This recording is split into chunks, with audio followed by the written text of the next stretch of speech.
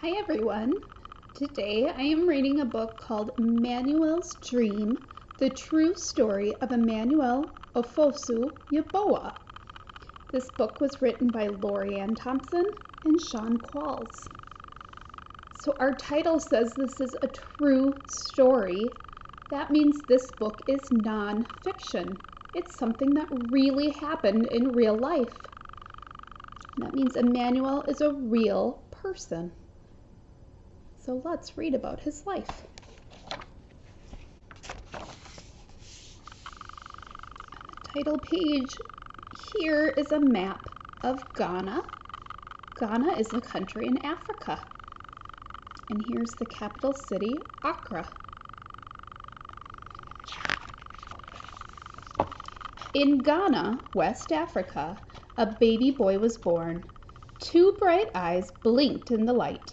2 healthy lungs let out a powerful cry. 2 tiny fists opened and closed, but only 1 strong leg kicked. So here is the baby. We know the baby has healthy eyes and lungs and hands, but only 1 strong leg. If we look, his mom looks sad. His dad has his head down. He also looks sad. Let's turn the page. Most people thought he would be useless, or worse, a curse. His father left, never to return, but his mother had faith. Her name was Comfort, and she named her first child Emmanuel, meaning God is with us.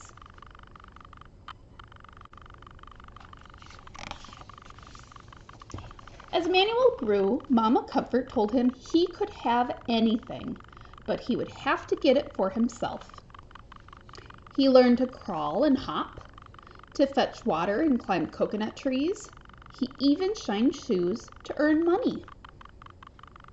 His mom is teaching him that he can do anything, but he needs to do it by himself and not ask everybody for help.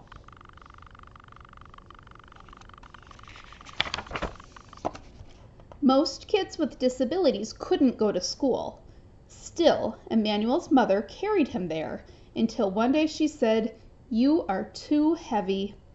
From then on, Emmanuel hopped to school and back, 2 miles each way, on 1 leg, by himself. So like his mom said, he can do anything, but he has to do it by himself. He is learning perseverance. He's learning to try even when it is hard. Can you imagine having to walk 2 miles each way on just 1 leg? That would be really hard.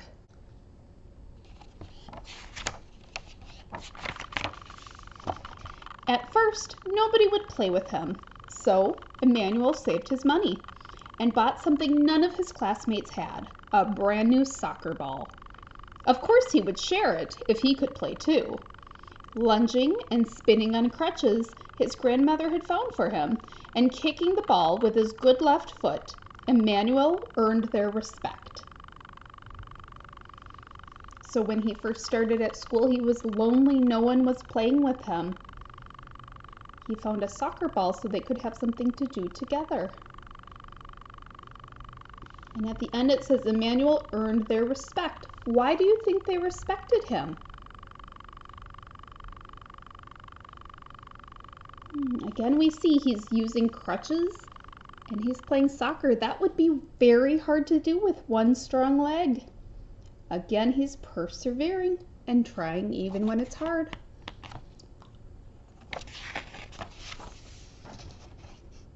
His new friends sometimes used their lunch money to rent bikes. Would Emmanuel be able to join them? His friend Godwin pushed him fast so he could balance. Over and over again, Emmanuel fell hard, but finally he rode. So over and over again he tried riding a bike, and he fell over. He didn't have enough balance. But after trying many times, He was able to do it. He can ride a bike. When Emmanuel was 13, Mama Comfort got very sick. She could no longer sell vegetables at the market, and Emmanuel's sister and brother were too little to work. He would have to support them. Against his mother's wishes, Emmanuel snuck out and boarded a midnight train to the bustling city of Accra, 150 miles away, alone. He didn't know it then, but it would be 2 years before he saw his family again. So when he was only 13 years old, he left home and went far away to support his family. What do you think will happen next?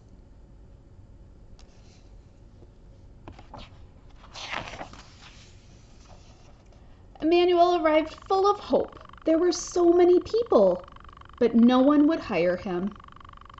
Shopkeepers and restaurant owners told him to go out and beg like other disabled people did. Emmanuel refused. Finally, a food stand owner offered him a job and a place to live.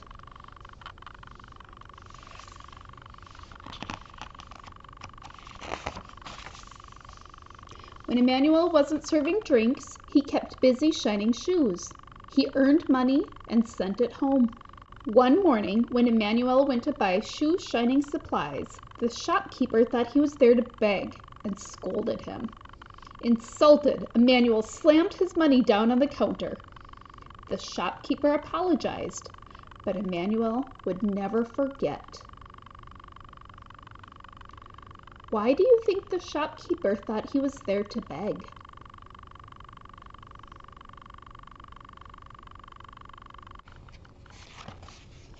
When Mama Comfort grew sicker, Emmanuel went home to be with her.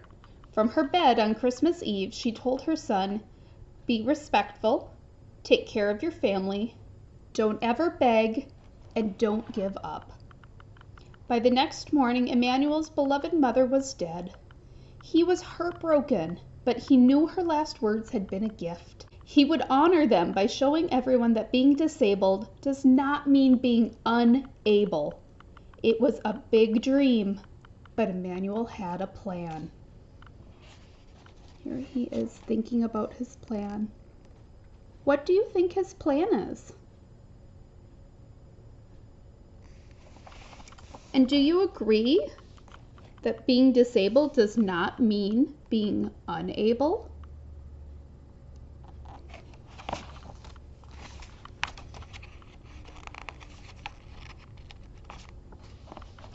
Emmanuel had a sharp mind, a bold heart, and one strong leg. All he needed was a bike. At first, no one would help. They thought his plan to bicycle around Ghana was impossible. Then Emmanuel wrote to the Challenged Athletes Foundation all the way in San Diego, California. They sent him a bike, plus a helmet, shorts, socks, and gloves. So Emmanuel's plan is to bike around all of Ghana. Do you remember that map we saw? This is a big country. He is going to bike all around. That is a hard plan. He needed help. He asked for help from the Challenged Athletes Foundation. He wanted a bike, and then they sent him more than a bike. They sent him a helmet, shorts, socks, and gloves so he can be safe while he's riding his bike.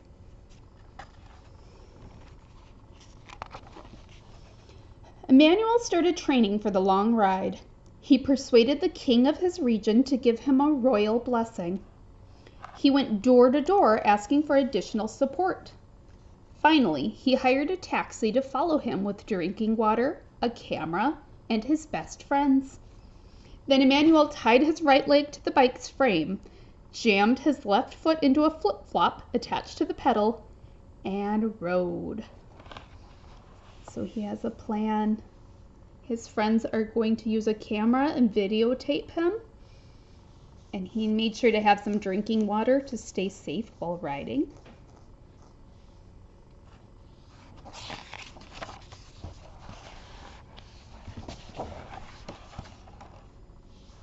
Emmanuel pedaled through the bustling city of Accra. He pedaled through rainforests, over rolling hills, and across wide, muddy rivers.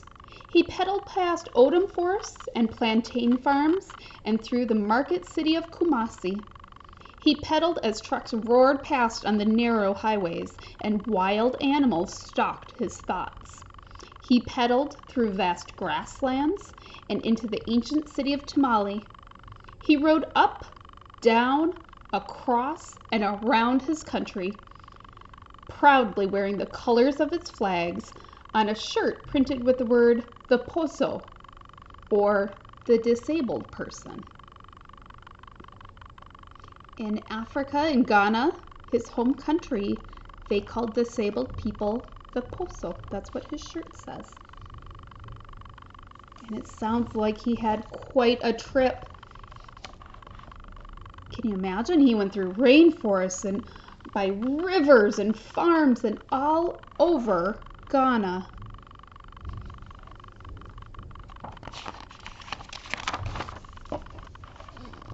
Along the way, Emmanuel talked to those with physical challenges and those without, to poor farm workers and wealthy landowners, to religious leaders, government officials, and reporters. He wanted everyone to see him and his disability. He wanted everyone to hear him and his message. And remember, his message is that being disabled does not mean you are unable. It doesn't mean that you can't do things. The farther Emmanuel rode, the more attention he got. Children cheered. Able-bodied adults ran or rode along with him. People with disabilities left their homes and came outside, some for the very first time. The young man once thought of as cursed was becoming a national hero. How do you think people felt when they saw Emmanuel bike by?